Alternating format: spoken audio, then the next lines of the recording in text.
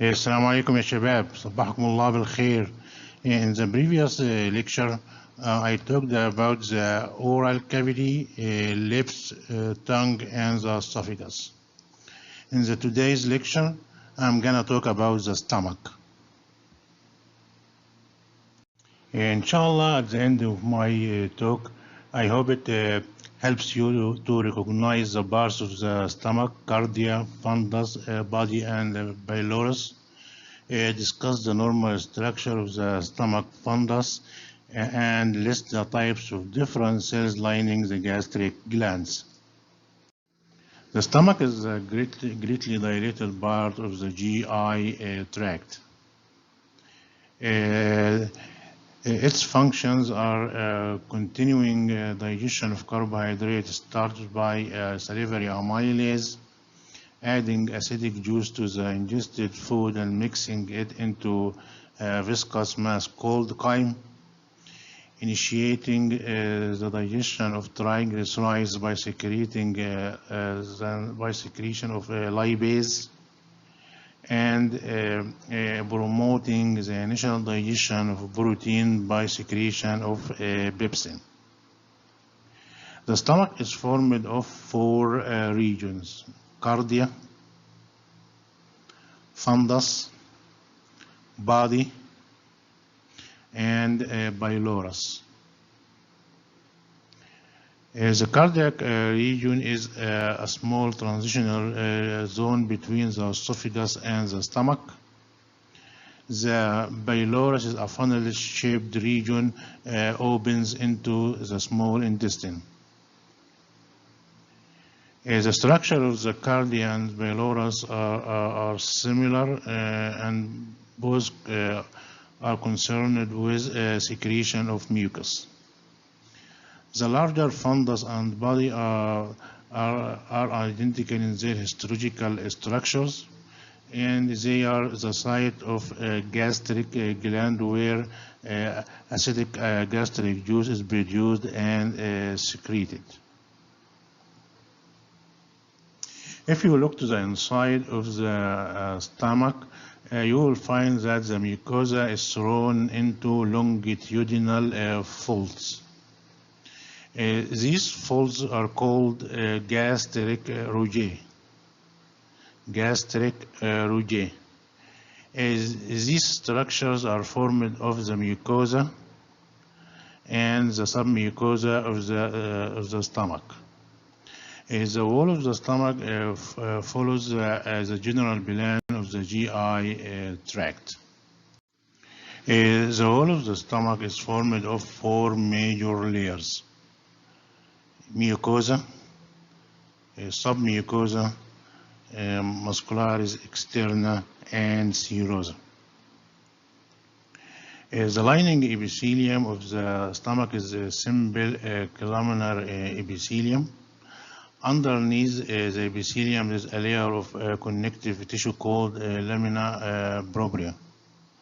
The lamina propria houses the gastric gland, which open into the bases of the gastric pits. These openings are called the gastric pits. Between the mucosa and the submucosa, there is a layer of smooth muscle cells called muscularis mucosa. The submucosa is composed of vascularized connective tissue. Outside of the submucosa, there is a muscularis externa. This layer is formed of three layers of smooth muscle cells: inner oblique layer, middle circular layer, and outer longitudinal layer. Since the stomach is covered by peritoneum, it has a serosa rather than adventitia. At the esophagogastric junction, the stratified squamous epithelium lining the esophagus changes abruptly into simple columnar epithelium of the stomach. This epithelium invaginates into the lamina propria, forming gastric bits. Each of these opens into the lumen of the stomach. If you examine the gastric mucosa with a scanning electron microscope, you will see the opening of the gastric bits. The lamina propria in the cardiac region contains cardiac glands. These glands are formed of mucus-secreting cells. These cells have basally located nuclei and lightly stained cytoplasm. These glands secrete mucus.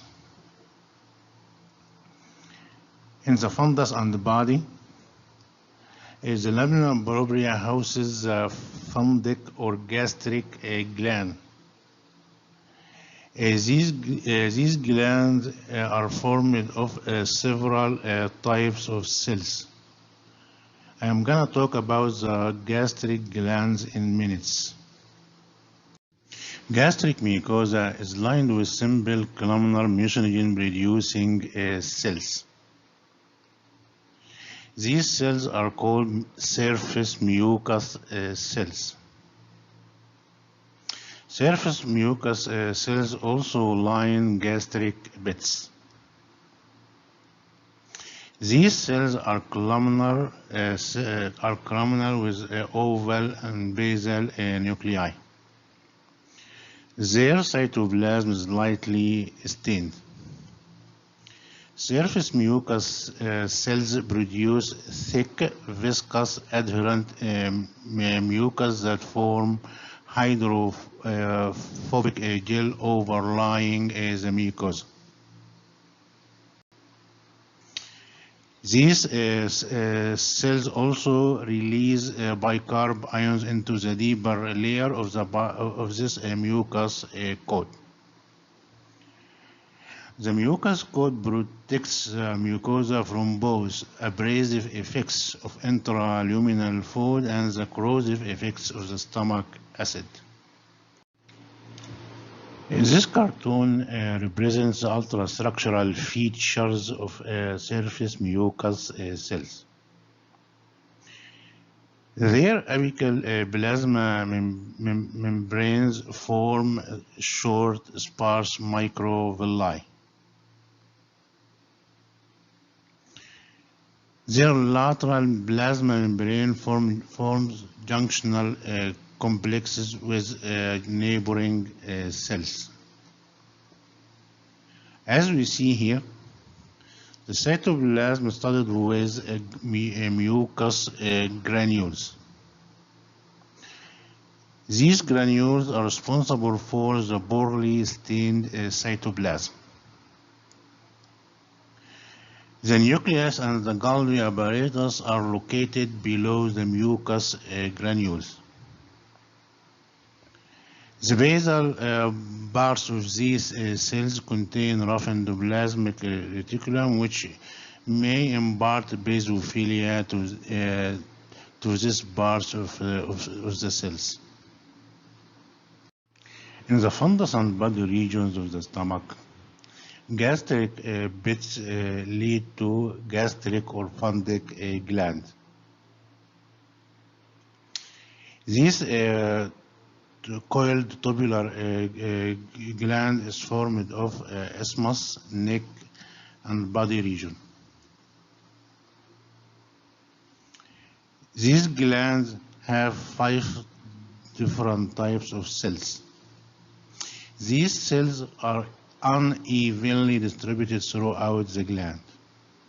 In essence, the isthmus region contains differentiating cells that replace other cells in the gland, as well as parietal cells. In the neck region, you will find mucus neck cells. These cells differ from the surface mucus cells. Mucous neck cells are scattered among parietal cells and stem cells in the neck region. Deeper in the gland, you will find zymogen or chief cells. These cells are concerned with secretion of pepsin enzyme. Enteroendocrine cells are also found in the basal part of the gland as well as the neck region of these gland. Surrounding the funded gland is a connective tissue of the lamina propria with its content of microvasculatures. Mucous neck cells are found in cluster or singly among other cells in the neck region of the glands. They are locolumnar cells with basophilic granular cytoplasm and basal rounded nuclei. Ultrastructurally, they have a short microvilli in their apical plasma membrane. They contain numerous mucus granules. They also have prominent Golgi complex, numerous mitochondria, and rough endoplasmic reticulum in their basal parts. Unlike surface mucus cells, these cells produce soluble, less alkaline mucus. This mucus lubricates the gastric contents. Stem cells are another type of cells found in the neck region. These are locolumnar cells with basal nuclei and basophilic cytoplasm. These pluripotent cells give rise to progenitor cells. Some of these progenitor cells move up to replace the surface mucus cells, and others move down to replace cells in the basal part of the gland. Parietal or oxyntic cells are found among the mucous neck cells in the neck region. They are also found in the deeper part of the gland. These are large, round or pyramidal cells with a central rounded nuclei. Their cytoplasm is deeply acidophilic. This is due to the high density of mitochondria they have. This high content of mitochondria is needed to operate the cell's ion pump.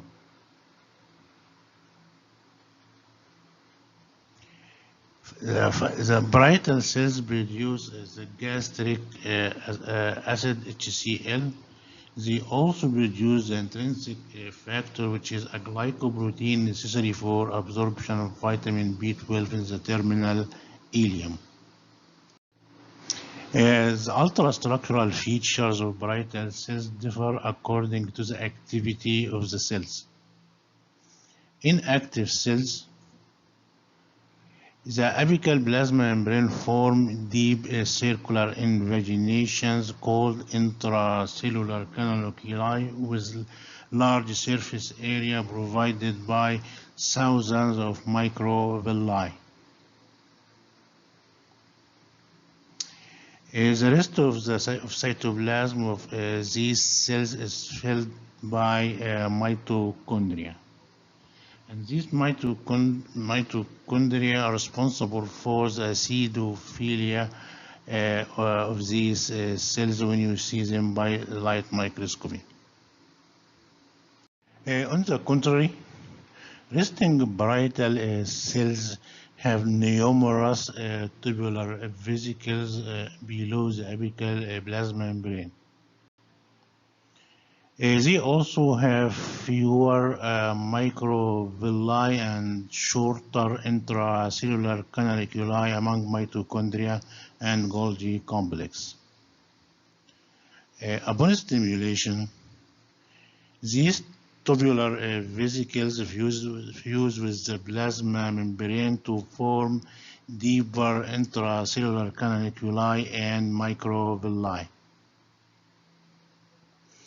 This increases the surface area of membrane for diffusion and ion pumps. Chief or peptic cells are the principal cells of the basal part of the gastric gland, although few parietal cells are also found at this level. Chief cells have rounded vesicular basal nuclei. Their cytoplasm shows basal basophilia due to the presence of numerous rough endoplasmic reticulum. The apical part of their cytoplasm is acidophilic and contains zymogen granules.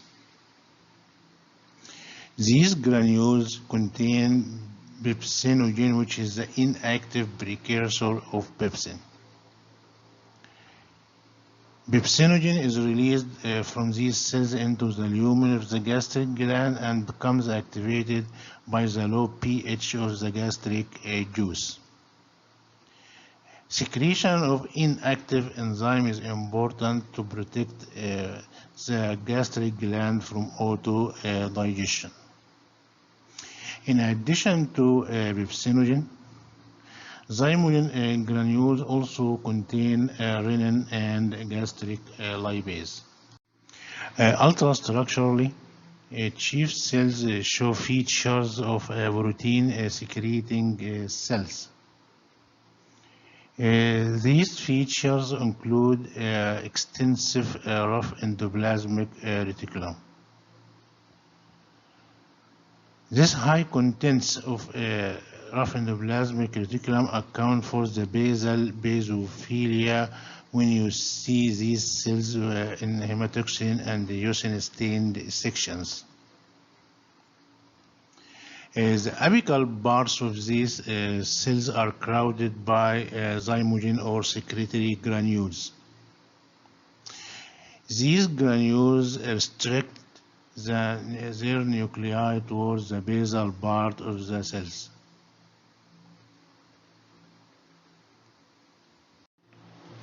Enteroendocrine cells produce molecules that function in endocrine or paracrine fashion.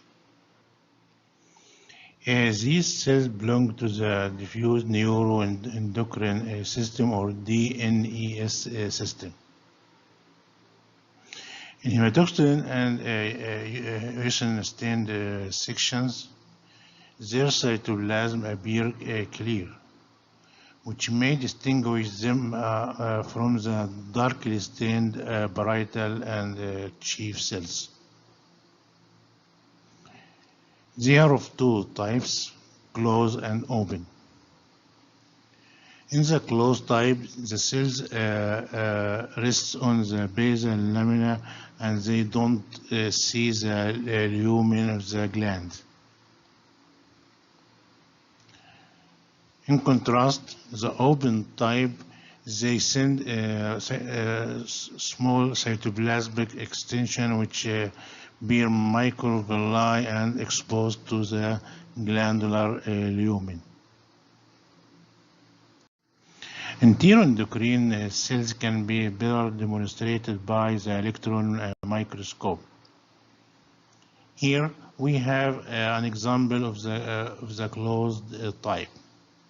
This cells rests on the basal lamina and does not extend to the luminal surface. It is characterized by the presence of numerous secretory vesicles toward its base. These vesicles are released in this direction toward the capillaries of the lamina propria. An example of this type of cells, the neuroendocrine cell secreting serotonin in the fundus of the stomach. Other enteroendocrine cells like G cells of the pylorus are of open type. These cells send cytoplasmic extensions which appear microvilli and exposed to the gastric lumen. Like closed cells, open cells also contain secretory vesicles toward their bases. G cells of the pylorus produce peptide gastrin. In the next two slides, I'm gonna talk about the pyloric and cardiac glands. Let's start with the pyloric glands. Unlike gastric bits of the funded glands, which extend to 1/6 of the thickness of the gastric mucosa, gastric bits of the pyloric gland extends to the half of the thickness of the mucosa of the pylorus. This means that gastric bits of the pylorus are deeper than those of the funded gland. Towards the basis of these gastric bits, short branched coiled tubular glands open. These glands contain mucus-secreting cells with flat basal nuclei and lightly stained cytoplasm.